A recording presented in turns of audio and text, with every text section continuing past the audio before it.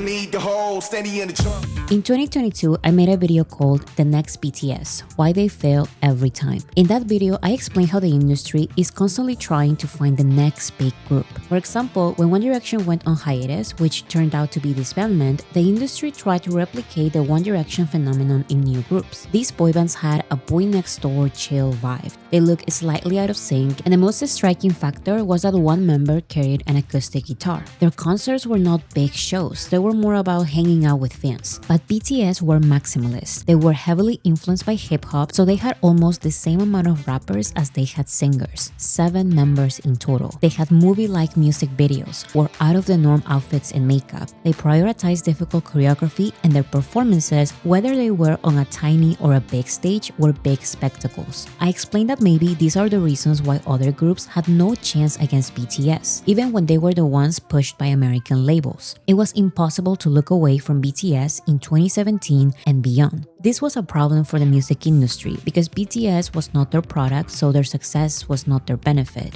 When One Direction became the biggest group in the world, the industry let them have their moment. They didn't even attempt to create new boy bands, or more specifically, they didn't try to create the next One Direction until the group broke up. But when BTS became the biggest group in the world, the industry refused. They insisted with their new Western boy bands in 2017 and 2018. They resuscitated all boy bands and created new groups in 2019, and after none of it worked, the industry finally accepted it. They didn't accept that BTS was here to stay. They accepted that there must be something about them that audiences want. So Western labels started getting involved with K-pop labels in an attempt to create the next big group that was not BTS, because they don't own BTS. In other words, they wanted to create the next BTS while BTS was still active and growing as a group. They thought this was possible because BTS's label was and still is Korean, and they did not have the power of an American label offering opportunities and advantages. So Western labels joined Korean labels and either created new groups or adopted existing groups and brought them to America for promotions. But in my opinion, the ultimate next BTS attempt was an SM supergroup labeled the Avengers of K-pop. This is because SM Entertainment, as one of the big 3 K-pop labels, always had some of the biggest K-pop groups and stars. So SM brought together the most popular members of their most popular K-pop groups, and the American label Capitol Records debuted them in Hollywood. The group immediately started an American tour titled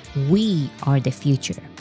Live. The media paid attention to the debut of this group as well as other groups, predicting that they were going to surpass BTS. But of course, they were not even close. This was pretty obvious back then, but it's clearer now that none of these groups were as successful as their labels and the media made it seem. By 2020 and 2021, all hopes for a next BTS were multiplied by 0.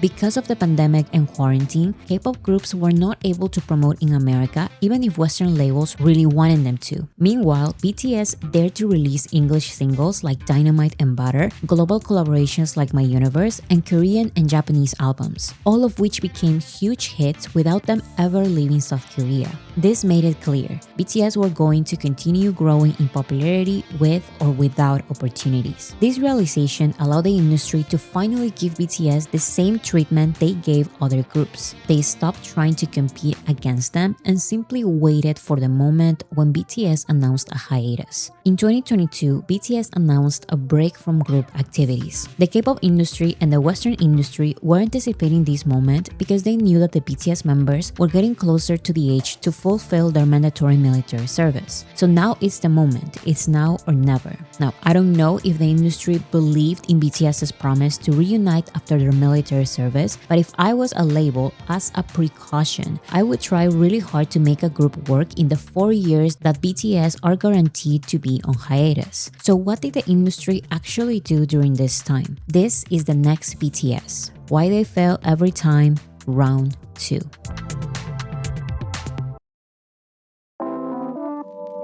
The most recent attempts of the biggest group in the world, or even the next BTS, were actually very different from the 2019 attempts while BTS were active. The 2019 attempts had a focus on BTS. BTS were an active group and they were the biggest, so faking or exaggerating a closeness to BTS's success was the strategy behind these groups. It's not only BTS getting top 10 songs on the charts and sold out stadium tours, it's multiple K-pop groups. They are all in competition. They are all up there in the charts.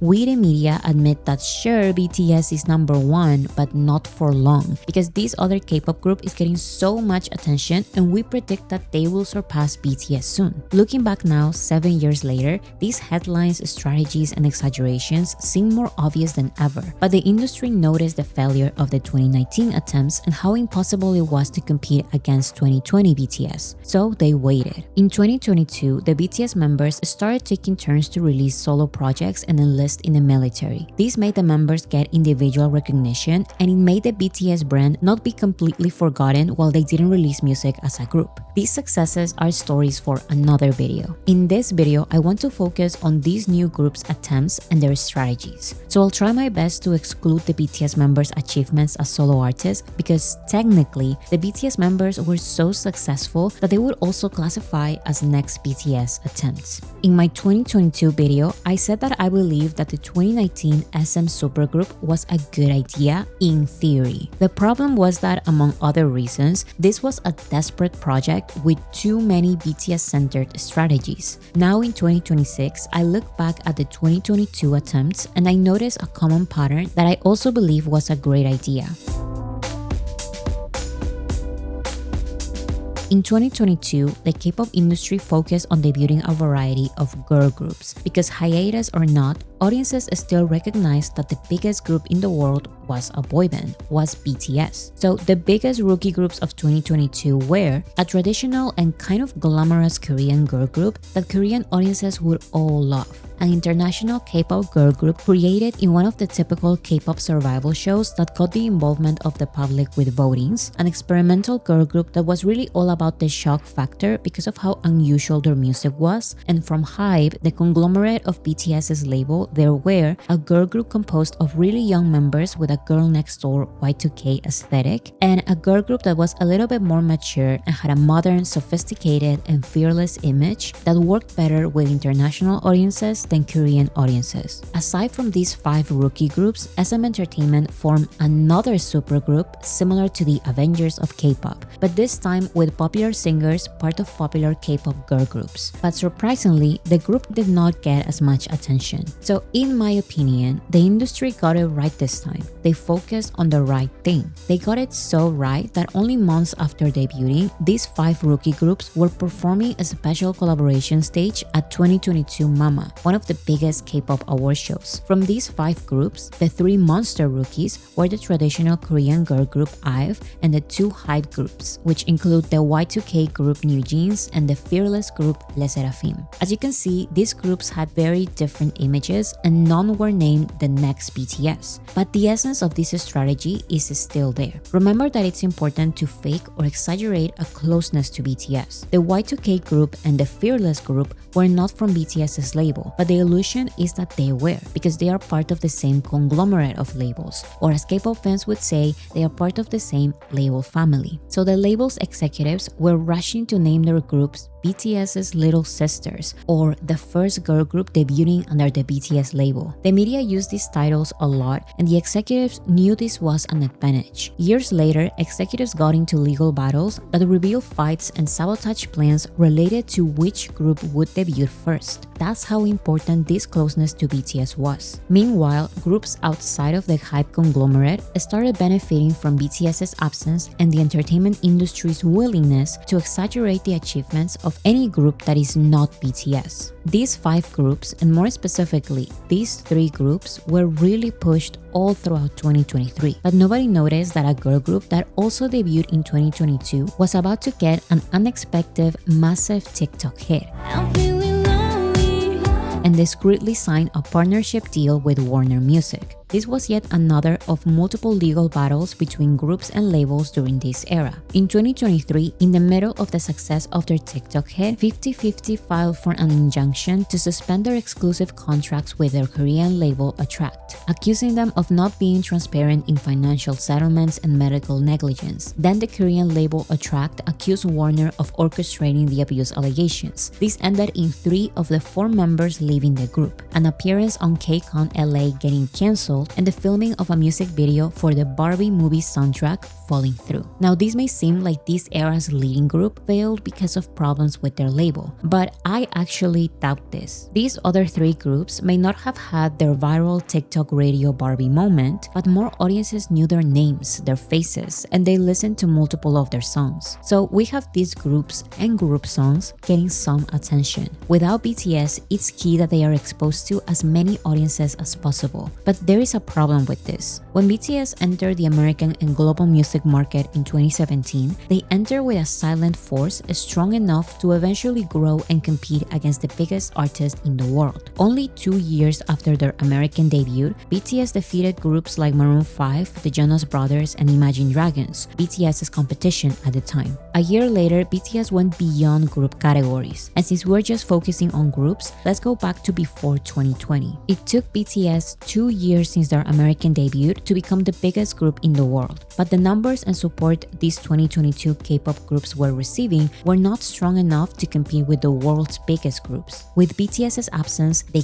K-pop focus was on them. But once you put them on a global scale, they could not compete, even when they were free from legal troubles. After BTS started their military service, the American Music Awards discontinued the favorite duo or group category they've had since the award show's creation in 1974. BTS, classified as a K-pop group, was eligible for this pop rock group category, and they won for 4 consecutive years. Certain K-pop groups and songs seem big, so they should also be nominated and even win. But in reality, they were not big enough to compete in this category. So the category is coincidentally gone after BTS's military enlistment. And later, K-pop categories are created. There's even a male K-pop artist category and a female K-pop artist category. Without BTS carrying the numbers for K-pop, and with K-pop not doing great numbers, which groups are actually the biggest?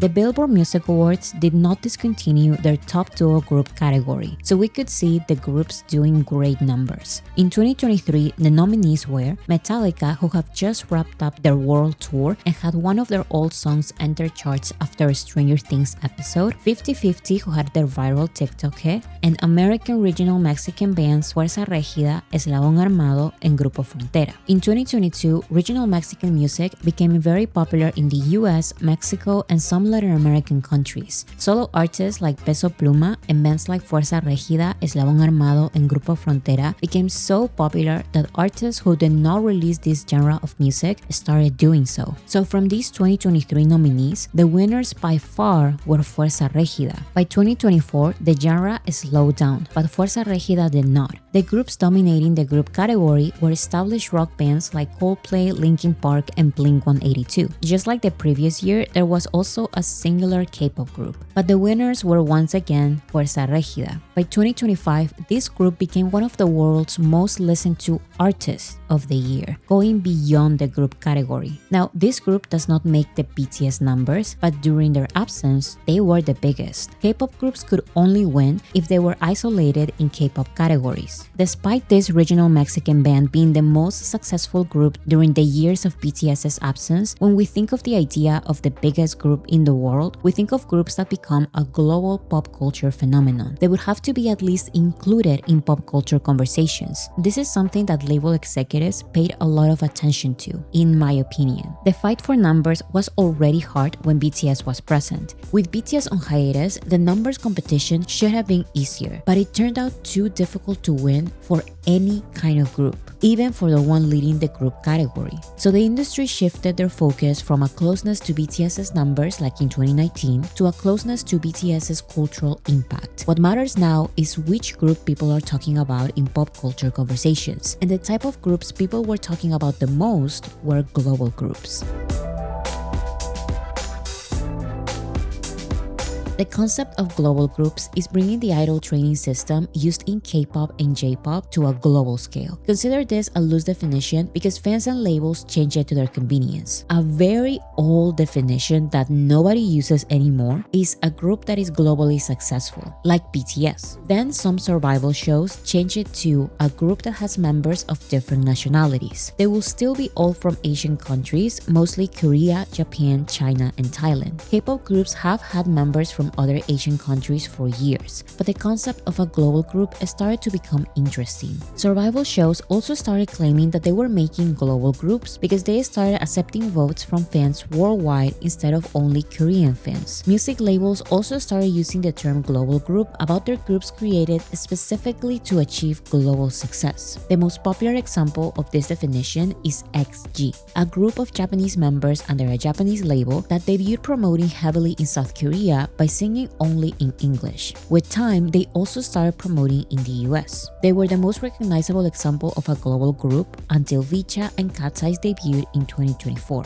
These groups are created to achieve global success and are composed of members of different cultural identities. The American division of the Korean label JYP and the American label Republic Records joined to create the reality competition show A2K or America to Korea. The show had contestants from the US and Canada going through the K-pop training system in a short period of time. The 6 winners became Vicha. They were the opening act for a K-pop group for 5 shows. Soon after, a member sued the label, accusing them of incidents of abuse and mistreatment by certain staff members. After she left the group, another member did as well, apparently due to a reason unrelated to this conflict. The 4 remaining members rebranded under the name Girl Set. This new group found more success in America than Vicha ever did, especially after the online conversations about whether or not it was okay to support them as a new group under the same label. But by far, the most recognizable example of a global group currently is Cat's Eye. The American division of the Korean conglomerate HYBE joined the American label Geffen Records to train girls from around the world in the K-pop training system and compete in the survival show Dream Academy. The 6 winners became Cat's Eye. Now let's remember the common strategy. The focus is not necessarily the music's numbers, charts, or awards. The focus is conversation. The initial plan of having this global group trained under the K-pop training system and then select the 6 best candidates apparently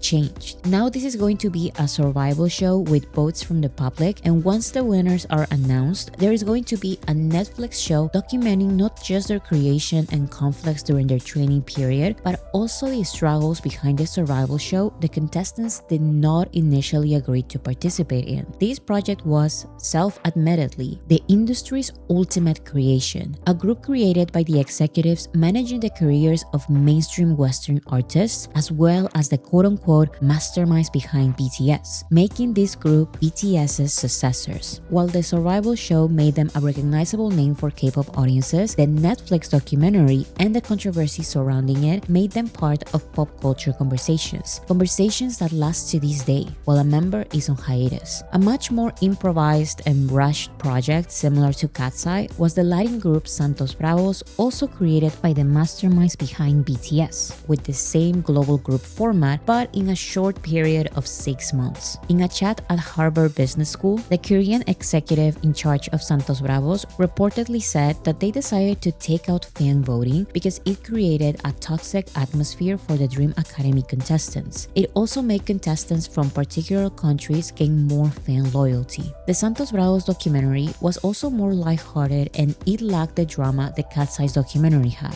Both groups' debut releases were safe and non-controversial. Maybe that was the reason their music did not make as much noise as their public images. But Cat's Eye took a different turn. After their first songs did not chart well despite having a strong push on streaming platforms, a leak of a Cat's Eye controversial song created critical anticipation. When the song was officially released, People debated Cat's Eye's music online for months. This worked for them. The conversations were not just about the girls or the things that happened in the documentary. People started talking about their controversial new song. This also improved their numbers massively. People had to listen to their new song to judge it, defend it, or compare it to old releases. This became their thing. A future release was not leaked, but they did perform it live before officially releasing it, shocking everyone with their controversial lyrics. Then another song with controversial lyrics leaked again, way before it was officially released. The funny thing is that their most successful release in terms of numbers is a non-controversial song. This song got them a Grammy nomination, their highest Billboard position, and their longest presence on the charts. But that apparently does not matter. I explained before that the competition for numbers is too difficult. These are big numbers for them. These are big numbers for a group coming indirectly from the K-pop industry. Back in 2019, in my opinion, these achievements would have been on every headline. The media would not have hesitated to call them the next BTS, or at least say the first group since BTS to achieve this. For such an ambitious project, some may even say more ambitious than the Avengers of K-pop, it was interesting to see that their labels did not push harder with certain strategies to secure a #1 album debut or a tour with bigger venues. Instead, labels are now chasing the online debate.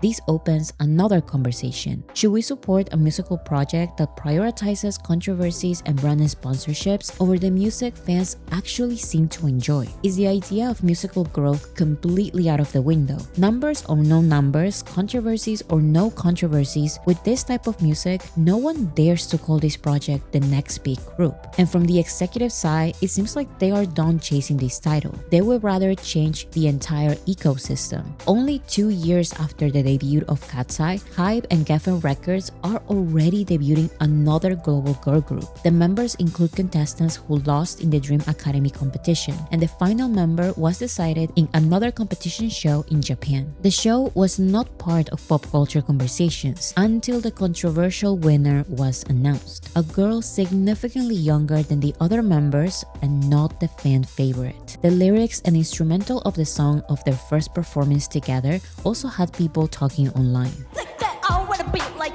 That discourse seems to be the goal, at least for now. As you can tell, I have my criticisms for these projects, but what I like is that at least they're doing new things. Actually, a lot of my predictions and suggestions from my first Next BTS video ended up happening.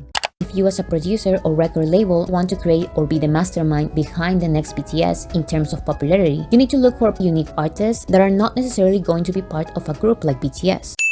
Number 2 is trying to be unique in the wrong aspect. When the next BTS attempts actually try to be original, they sometimes try to be original in everything but the music. Bit different. If you really want to have a big debut like Olivia Rodrigo or Justin Bieber, look for what the music industry is missing, not what it already has. By the way things are going on right now, there are more chances of having the next big legendary artist come from a Spanish-speaking country. Replicating the One Direction formula did not work out in 2017, and replicating the BTS formula did not work out in 2019. So the most successful groups from 2022 to 2025 were groups that could stand next to BTS, not compete against them. The magic disappearance of the best group categories in certain award shows helped create this illusion. But this does not mean that all label executives learn from their mistakes.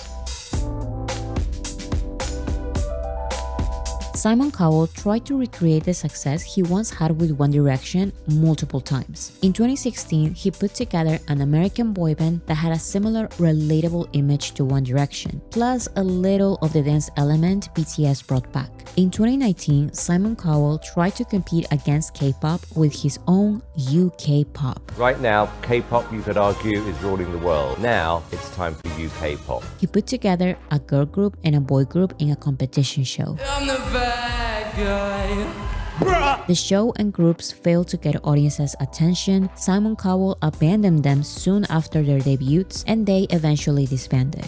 In 2024, he tried again. Simon Cowell promoted his new project by saying that there has not been a megastar boyband since One Direction, ignoring his own words and miserable ukpop attempts when he was trying to compete against BTS. Unlike other groups carefully created during BTS's hiatus, Simon Cowell's new British group did not have any kind of new creative concept. It was the same image and sound that has not worked for the past decade. The only thing he kept changing was the number of members. His first attempt had 5 members, his second had 6 members, and the third had 7 members, just like BTS. In terms of marketing, maybe Simon Cowell noticed that the online conversation was important, even if it's negative. So he also made a documentary series for Netflix. While other shows were called Building the Band, Popstar Academy, or World Scout The Final Piece, Simon Cowell's show was called Simon Cowell, The Next Act. He is the main character. He clearly did not follow my tutorial because he learned nothing from the 2019 mistakes.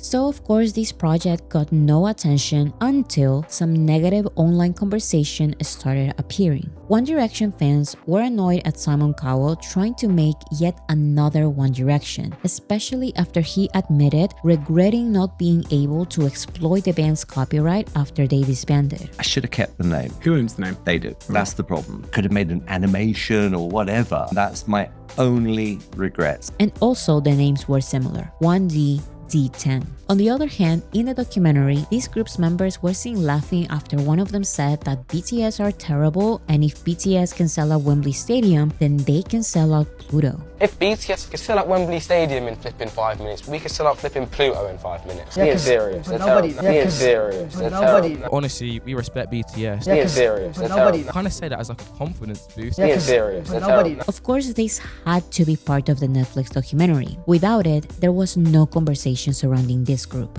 The documentary also received accusations of being staged, but Simon Cowell denied this. The group promoted in some countries in Asia to small audiences. They are doing a little better in the UK, but their popularity, impact, and numbers are nothing other K-pop and global groups haven't surpassed in the last couple of years. This was not the only British group created during BTS's hiatus. The Korean agencies SM Entertainment and Kakao Entertainment joined the British television production company Moon & Back Media to form Dear Alice, a British group of 5 members who would train under the K-pop training system for 100 days. Of course, this group had an image closer to K-pop. They performed in K-pop events with other groups from SM. This being SM's first British group got the attention of some K-pop fans at the very beginning. But with only 3 releases with weak promotions and no controversies in the fast-paced music scene of today, this group had no chance. This was the same case of all 6 groups coming out of the Netflix competition show Building the Band. In the competition, singers formed their own groups and then competed for $500,000. Once again, this new concept got the attention of some audiences, but in the music industry of today, groups need aggressive and constant promotions. Some of these groups have been able to retain some attention on social media, a great achievement for independent groups, but logically, they are not necessarily part of the world's biggest groups conversation. Now let's take a look at the full picture. Is this not too much? Many may say that these are not next BTS attempts, but look at the very obvious industry reaction. When One Direction was the biggest group, labels did not form new groups. One Direction went on hiatus, labels rushed to create new groups. With BTS, the industry first refused and tried to compete, but they eventually stopped. When BTS went on hiatus, labels rushed to create new groups again. Any kind of new group that can somehow not directly compete against BTS. BTS's sister groups, K-pop groups, global groups, controversial groups, British groups, American groups, girl groups, boy groups. With this oversaturation, the music industry cannot just present a new group on a big platform and everyone will accept it as the next big group. We're not in the 2010s. Audiences will pay attention, talk, abandon, remember, change their minds, move on to a newer group. Do you remember the successful K-pop groups from 2022 with their TikTok hits and massive media following? Multiple newer groups that I have not mentioned on this video are matching or surpassing their streams and followers and getting their own TikTok hits. This time I want. Maybe this is why labels don't just have one big group they promote until they get bigger and bigger and maybe even become the biggest group in the world. Instead, they just create new groups. It doesn't matter if their own groups have to compete against each other, because they will. Audiences will put them against one another. I used to judge these decisions. I couldn't understand why a label would invest so much in a project and then risk slowing it down for a new, similar project. I judged these labels for intensely pushing their groups for a while and then giving up after the first inconvenience. I judged them for putting groups of young people through sometimes years of training and then not allowing them to find themselves and grow artistically. But now, I unfortunately see their strategy. It may be more beneficial for them to create momentary groups that actually do make noise for at least a while. Why would they look for longevity in a TikTok-based industry?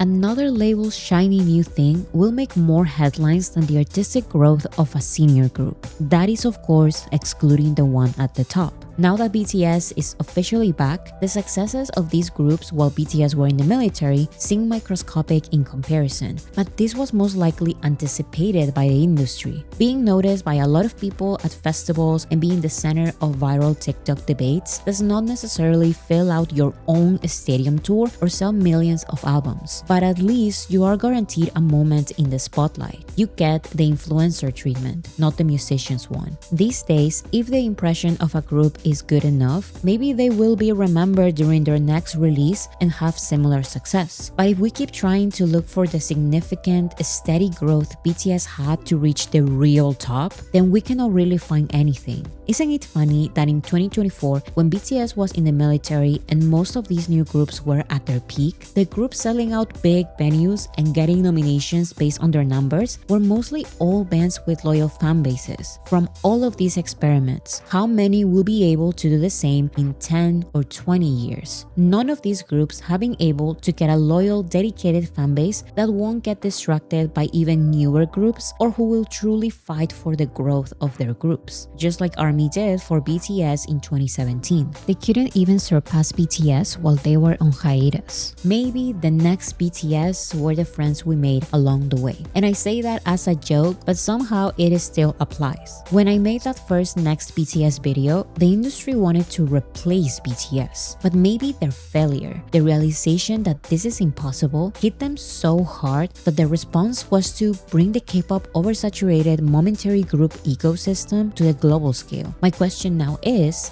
this group system here to stay? BTS is not only back, they are now playing the longevity game. They've said it before their military service and they keep saying it now. BTS wants to be an active group for decades. And unfortunately for the industry, the BTS fandom stayed, waited, and even grew during their hiatus, making their comeback album Arirang the biggest album of their career. BTS is destroying all their own records pre-hiatus because they created a loyalty that is too difficult to replicate or compete against in today's industry. BTS just got back and they are already competing with the biggest artists in the world. They are back to where they left, not in this passing click-focused idol group industry, but in the big league many swore they could never get back to after their hiatus.